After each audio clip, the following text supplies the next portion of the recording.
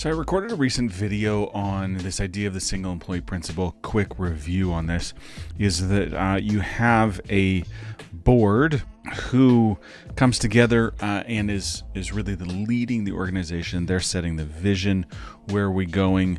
They approve the budget, right? Deciding how much money we're going to spend based on a number of factors, and then they set metrics that outline. They're really the measuring stick for how we move forward, and they hire a single employee to execute on that vision and to fulfill those responsibilities. Consequently, that single employee, they hire teachers, they hire support staff, they hire administration to accomplish what the board is asking them to accomplish.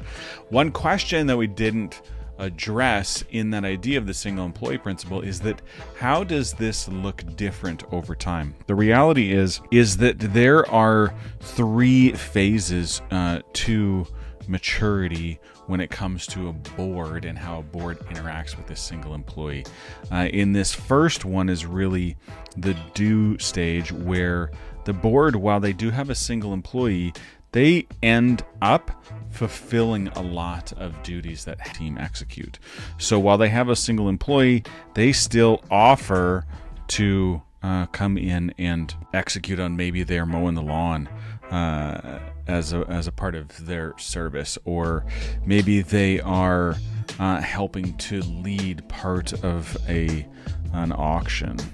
But they're very much in the do phase, so they're serving alongside. They're really have an employee, and they are and they're serving down in the organization.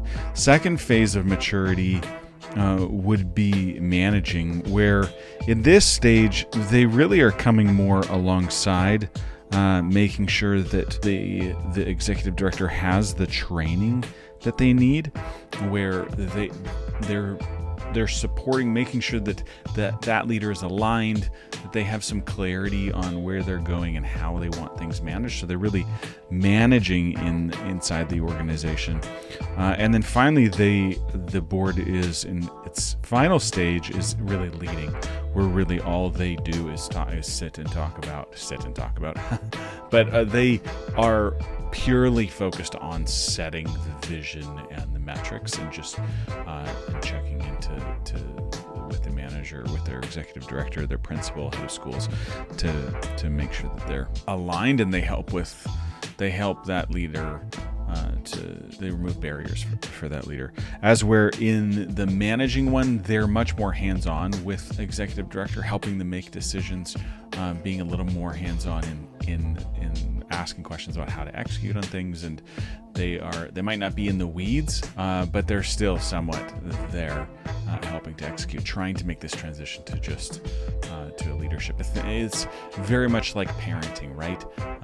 When it's in the adolescent years, the pre-teen years, you're very hands-on. When they get into their teen years, you're helping them think about how they're addressing their problems, and then as an adult, they're on their own, and there's metrics for success, and they're leading. Might fall apart a little bit, because as an adult, I don't want you still living in my home. But that is the maturity. Now, if you're not sure about where you fit in that, I would encourage your board to go to strongerboard.com. There is a board boost bundle that you can download there. Part of that is an assessment that assesses where you are at in your maturity as a board. I encourage you to check that out, and to take the next step to kind of move in, no matter where you're at, move into that next phase of leadership.